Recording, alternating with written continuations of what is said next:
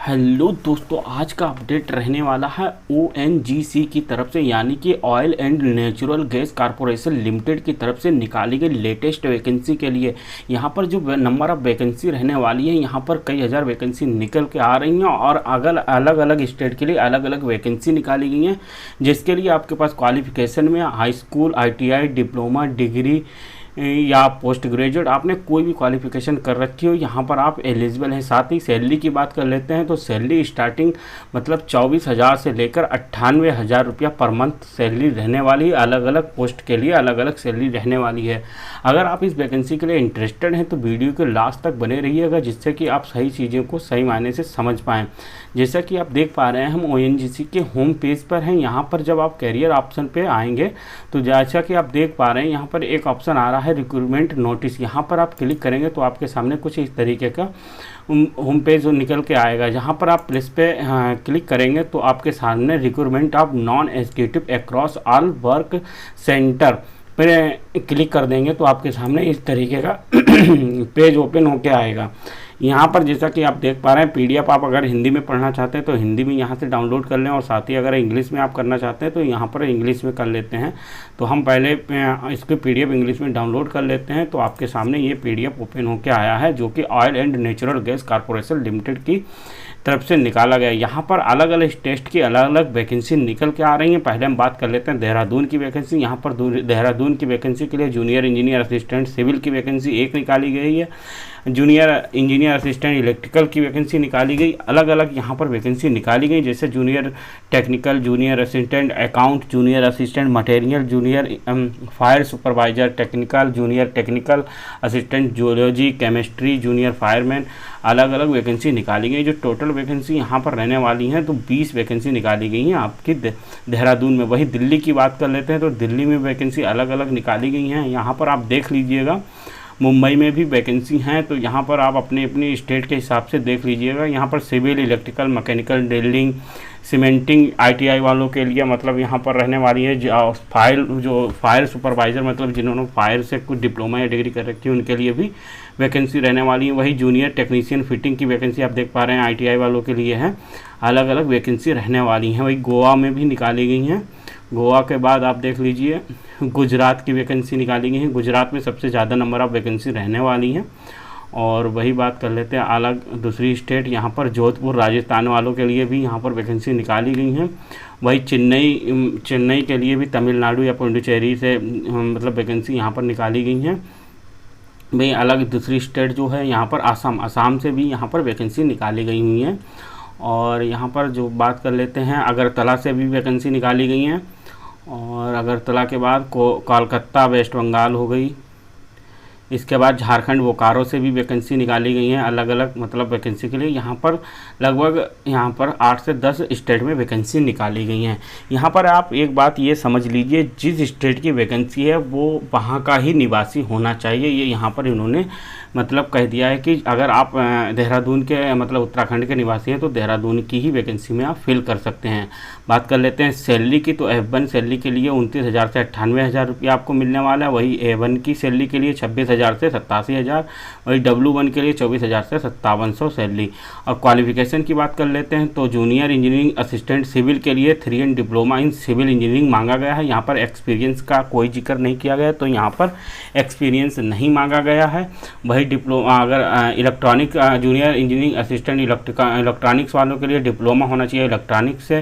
भाई इलेक्ट्रिकल से अगर डिप्लोमा है तो आप जूनियर इंजीनियर असिस्टेंट इलेक्ट्रिकल का भर सकते हैं। जूनियर इंजीनियर भी जितने भी पोस्टें हैं वो डिप्लोमा बेस्ड पे हैं, आपका पास उस कैटेगरी से आपका डिप्लोमा होना चाहिए। और तो वही बात कर लेते हैं अलग साइंटिफिक है, जियोलॉजी है। जो जियोलॉजी के लिए जो जूनियर साइंटिफिक असिस्टेंट की बात है, यहाँ पर पोस्ट ग्रेजुएट मांगा गया है। अगर आप केमिस्ट्री से भरना चाह रहे हैं तो केमिस्ट्री पे से आपके पास PG होना चाहिए। ज्योग्राफी से भरना चाह रहे हैं तो ज्योग्राफी से PG होना चाहिए। वही सर्वेयर की बात करें तो यहाँ पर आपके पास high school and class equipment board examination science and trade certificate surveying आपका सर्टिफिकेट मतलब ITI भी कुछ जगह पे सर्वेयर से कराई जाती है, तो ITI वाले भी यहाँ पर एलिजिबल हैं। वही बात कर लेते हैं यहाँ पर जूनियर टेक्नीशियन फिटिंग की ITI होना चाहिए आपके पास। टेक्नीशियन के लिए भी ITI होना चाहिए, मतलब A1 की जो जितनी F1 के लिए डिप्लोमा होना चाहिए, A1 के लिए आपके पास ITI यहाँ पर मांगा गया है। वही बात कर लेते हैं ITI और जूनियर फायरमैन के लिए आपके पास फायरमैन से जो भी आपने ट्रेनिंग या मतलब जो भी डिप्लोमा या जो चीज़ें होती हैं वो कर रखी हों। तो बात कर लेते हैं यहाँ पर जूनियर फायर सुपरवाइजर के लिए कुछ चीज़ें यहाँ पर हाइट मांगी गई है। आल कैटेगरी 168 सेंटीमीटर होना चाहिए और जो अलग अलग हैं आप देख लीजिएगा। यहाँ पर बात कर लेते हैं अब सीधे हम यहाँ पर जो सिलेक्शन का प्रोसेस क्या रहने वाला है, क्या क्या चीज़ें होनी चाहिए आपके पास सिलेक्शन के लिए। तो सिलेक्शन की बात कर लेते हैं, देखते हैं। पहले हम एज की बात कर लेते हैं। तो F1 और A1 की पोस्ट के लिए आपका जनरल और EWS वालों के लिए मिनिमम एज 18 साल, मैक्सिमम 30 साल होना चाहिए। वही OBC वालों के लिए 33-18 है और वही SC/ST वालों को 35 साल और 18 साल है। वही F1 और पोस्ट के लिए ड्रिलिंग ITI वालों के लिए 18 से 28, 18 से 31, 18 से 33 और जो फायरमैन वगैरह चीज़ें हैं उनके लिए 18 से 35, 18 से 38। यहाँ पर एज आप देख लीजिएगा, आप जिससे भी बिलोंग करते हैं एज का भी है। और स्टार्टिंग जो है 7 मई से स्टार्ट हो चुका है, जिसकी लास्ट डेट रहने वाली है 28 मई 2022 तक ये चलेंगे। अप्लाई करने के लिए आपको इसकी ऑनलाइन साइट पे ही जाना है। अभी हम बताएंगे आपको कैसे ऑनलाइन करना है, तो वहीं पर से आप उसको ऑनलाइन कर सकते हैं। और यहाँ पर 300 रुपया आपका मतलब जनरल वाले OBC EWS वालों के लिए 300 रुपया चार्ज लगने वाला है। और यहाँ पर देख लेते हैं ST supervise candidate exempted to pay registration fee, मतलब यहाँ पर अलग अलग चार्ज रहने वाला है। और यहाँ पर जो सिलेक्शन रहने वाला है, सिलेक्शन की बात कर लेते हैं। तो सिलेक्शन के लिए आपके पास यहाँ पर टेस्ट लिया जाएगा, जिसमें आपका मतलब टेस्ट होगा, स्किल टेस्ट होगा और सब्जेक्टिव टेस्ट होगा। 80% सब्जेक्टिव रहने वाला है आपका। और जो मतलब स्किल जो मतलब GS वगैरह का, न्यूमेरिकल, मैथमेटिक्स और रीजनिंग वगैरह, उसका 20 क्वेश्चन उसके होने वाले हैं। और पूरा जो यहाँ पर टोटल निकल के आएगा तो आपका कंप्यूटर बेस्ड टेस्ट में 85% आपका उसमें काउंट होगा। और एकेडमिक परफॉर्मेंस मतलब 10 अंक जो हैं आपकी, जिसे आपने मतलब एकेडमिक परफॉर्मेंस के लिए 10 मिलेंगे। और अप्रेंटिस सर्टिफिकेट आप लगाते हैं तो 5 नंबर आपको अप्रेंटिस सर्टिफिकेट के भी मिल जाएंगे।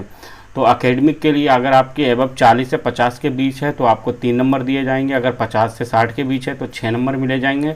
और अगर इसी तरीके से 60% से ऊपर है तो आपको 10 नंबर तक मिल सकते हैं।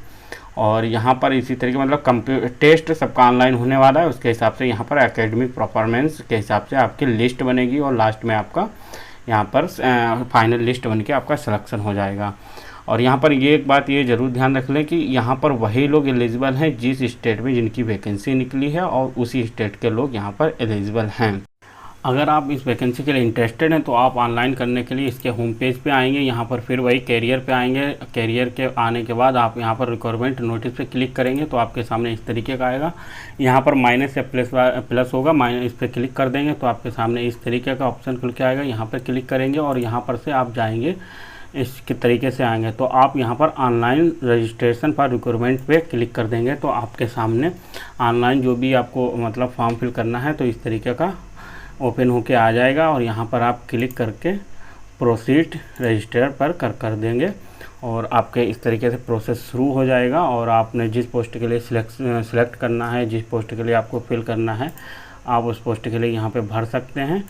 और ये पूरा यहाँ पर गोवा, दिल्ली, असम, गुजरात, झारखंड, राजस्थान, महाराष्ट्र, तमिलनाडु, पुडुचेरी, त्रिपुरा, वेस्ट बंगाल, उत्तराखंड, इन स्टेटों वालों के लिए ही ये फॉर्म है।